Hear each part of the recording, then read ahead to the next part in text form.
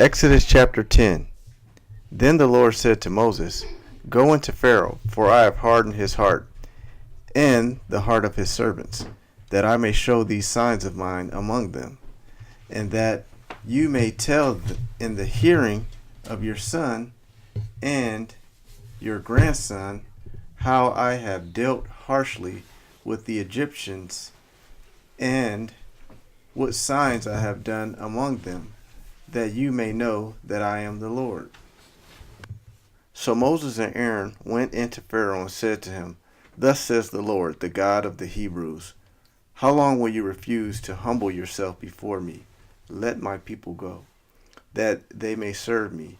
For if you refuse to let my people go, behold, tomorrow I will bring locusts into your country, and you shall cover the face of the land, so that no one can see the land. And they shall eat what is left to you after the hail, and they shall eat every tree of yours that grows in the field, and they shall fill your houses and the houses of all your servants and of all the Egyptians, as neither your fathers nor your grandfathers have seen, from the day they came on earth to this day. Then he turned and went out from Pharaoh. Then Pharaoh's servants said to him, How long shall this man be a snare to us? Let the men go, that they may serve the Lord their God. Do you not yet understand that Egypt is ruined? So Moses and Aaron were brought back to Pharaoh, and he said to them, Go serve the Lord your God. But which ones are to go?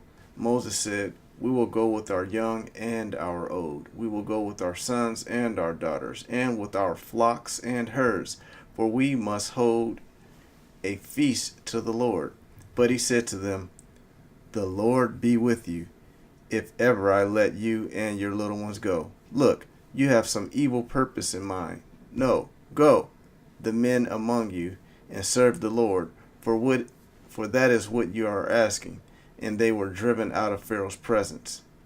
Then the Lord said to Moses, Stretch out your hand over the land of Egypt for the locusts, so that they may come upon the land and eat every plant in the land, all that the hail has left.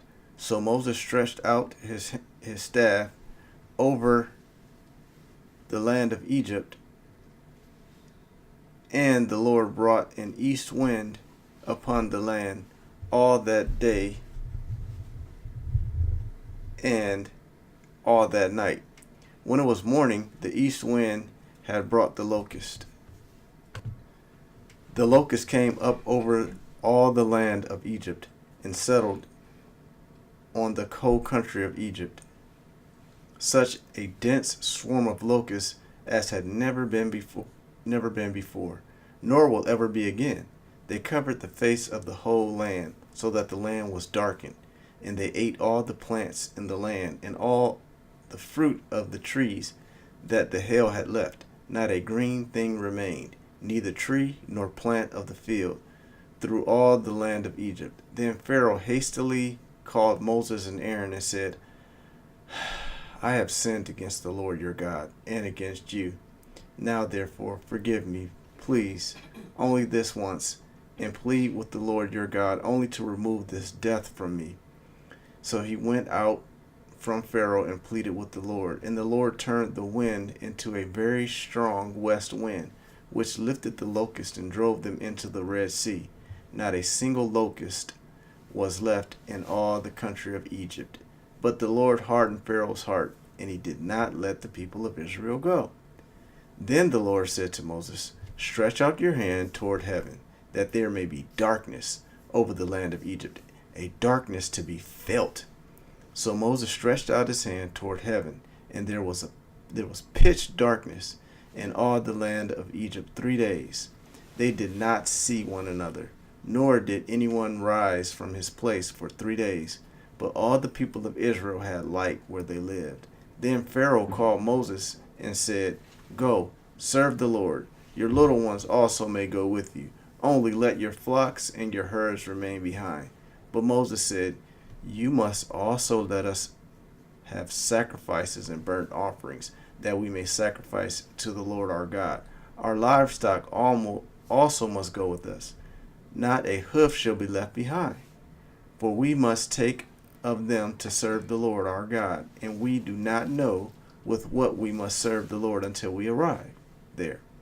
But the Lord hardened Pharaoh's heart, and he would not let them go. Then Pharaoh said, Get away from me. Take care never to see my face again, for on the day you see my face, you shall die. Moses said, As you say, I will not see your face again. Exodus chapter 11 through chapter 12, verse 13. The Lord said to Moses, Yet one plague more I will bring upon Pharaoh and upon Egypt. Afterward he will let you go from here. When he lets you go, he will drive you away completely. Speak now in the hearing of the people, that they ask every man of his neighbor and every woman of her neighbor for silver and gold jewelry. And the Lord gave the people favor in the sight of the Egyptians. Moreover, the man Moses was very great in the land of Egypt, in the sight of Pharaoh's servants, and in the sight of the people. So Moses said, Thus says the Lord, About midnight I will go out in the midst of Egypt, and every firstborn in the land of Egypt shall die, from the firstborn of Pharaoh who sits on his throne, even to the firstborn of the slave girl who is behind the handmill, and all the firstborn of the cattle. There shall be a great cry throughout all the land of Egypt, such as there has never been, nor ever will be again. But not a dog shall growl against any of the people of Israel, either man or beast, that you may know that the Lord makes a distinction between Egypt and Israel. And all these your servants shall come down to me and bow down to me, saying, Get out, you and all the people who follow you, and after that I will go out. And he went out from Pharaoh in hot anger.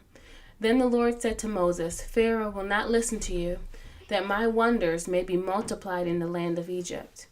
Moses and Aaron did all these wonders before Pharaoh, and the Lord hardened Pharaoh's heart, and he did not let the people of Israel go out of his land. The Lord said to Moses and Aaron in the land of Egypt, This month shall be for you the beginning of months. It shall be the first month of the year for you. Tell all the congregation of Israel that on the 10th day of this month every man shall take a lamb according to their fathers' houses, a lamb for a household. And if the household is too small for a lamb, then he and his nearest neighbor shall take according to the number of persons. According to what each can eat, you shall make your count for the lamb. Your lamb shall be without blemish, a male a year old. You may take it from the sheep or from the goats, and you shall keep it until the 14th day of this month, when the whole assembly of the congregation of Israel shall kill their lambs at twilight. Then they shall take some of the blood and put it on the 2 doorposts of the lintel of the houses in which they eat. They shall eat the flesh that night, roasted on the fire, with unleavened bread and bitter herbs that they shall eat it. Do not eat any of it raw or boiled in water, but roasted, its head with its legs and its inner parts. You shall let none of it remain until the morning. Anything that remains until the morning you shall burn. In this manner you shall eat it, with your belt fastened, your sandals on your feet, and your staff in your hand. And you shall eat it in haste. It is the Lord's Passover. For I will pass through the land of Egypt that night, and I will strike all the firstborn in the land of Egypt, both man and beast. And on all the gods of Egypt I will execute judgments. I am the Lord. The blood shall be a sign for you on the houses where you are, and when I see the blood, I will pass over you, and no plague will befall you to destroy you when I strike the land of Egypt. Matthew chapter 20, verses 1 through 28. For the kingdom of heaven is like a master of a house who went out early, like a master of a house who went out early in the morning to hire laborers for his vineyard. After agreeing with the laborers for a denarius,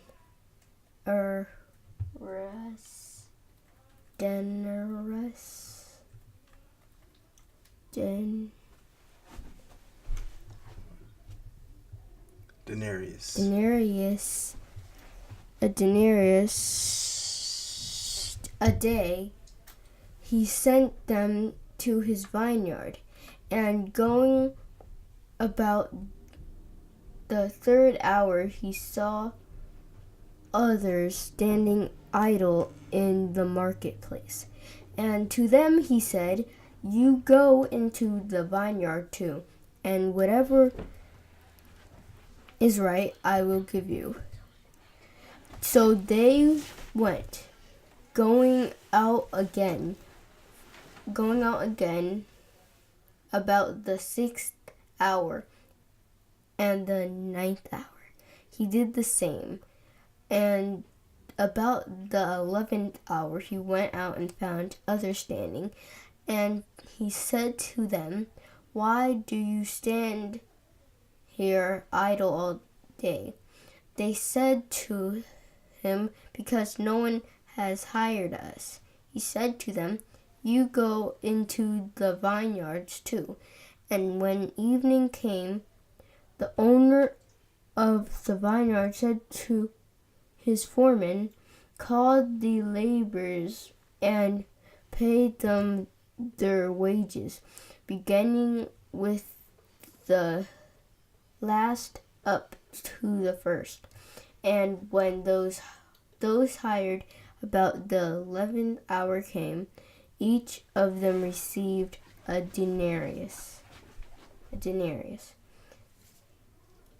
Now, when those hired first came, they thought they would receive more, but each of them also received a denarius.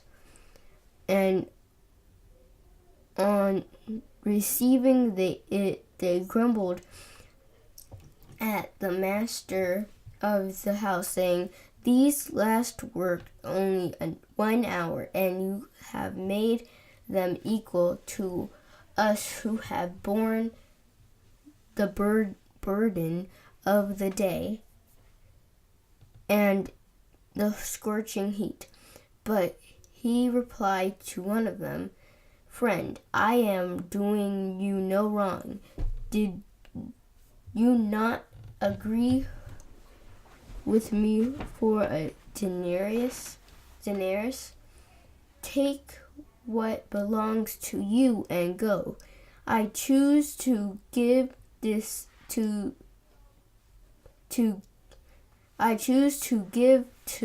this last worker as I gave to you. Am I not allowed to do what I choose with what belongs to me? Or do you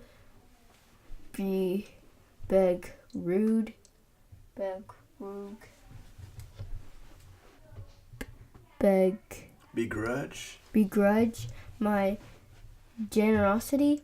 So the last will be first, and the first will be last." And as Jesus was going up to Jerusalem, he took the 12 disciples aside, and on the way he said to them, "See, we are going up to Jerusalem, and the Son of Man will be delivered over to the chief priests and scribes, and they will condemn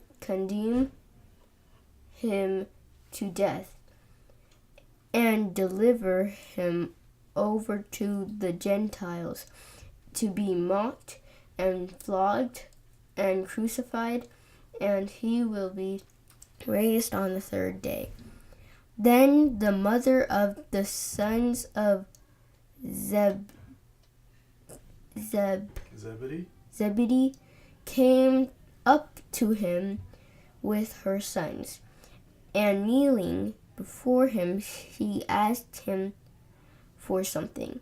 And he said to her, "What do you want?" She said to him, "Say that these 2 sons of mine are to sit, one at your right hand and one at your left in the kingdom." Jesus answered, "You do not know who you are asking. Are you able to drink the cup that I'm to drink?" They said to him, "We are able." He said to them, "You will drink my cup, but to sit at my right hand and my left is not mine to grant, but is for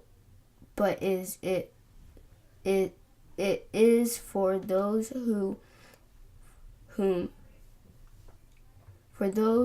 for whom it has been prepared by my Father." And when the 10 heard it, they were indignant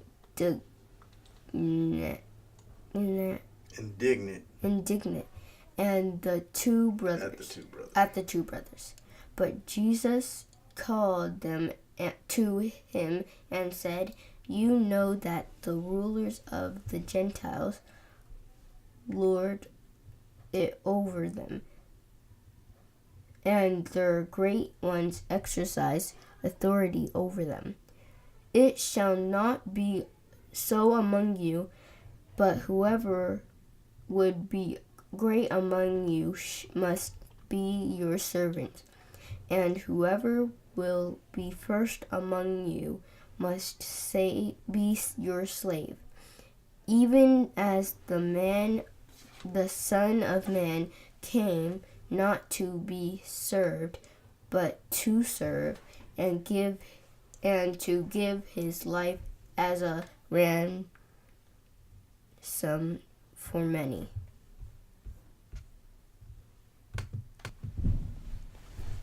Psalm chapter 25, verse 1 through 15. To you, O Lord, I lift up my soul. O my God, in you I trust. Let me not be put to shame.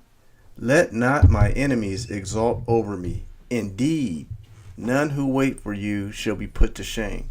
They shall be ashamed who are wantonly treacherous. Make me to know your ways, O Lord. Teach me your paths. Lead me in your truth and teach me.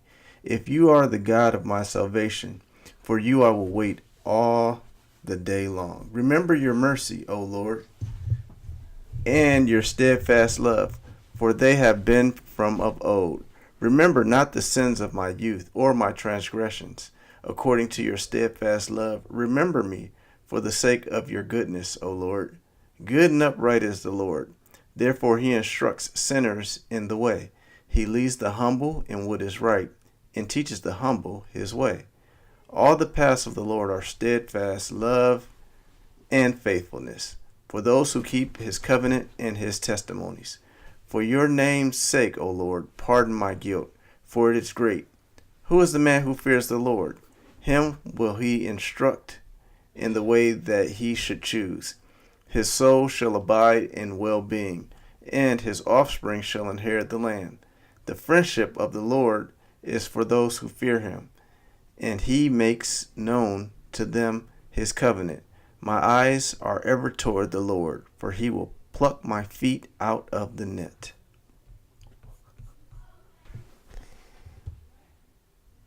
Proverbs chapter 6, verse 6 through 11. Go to the ant, O sluggard.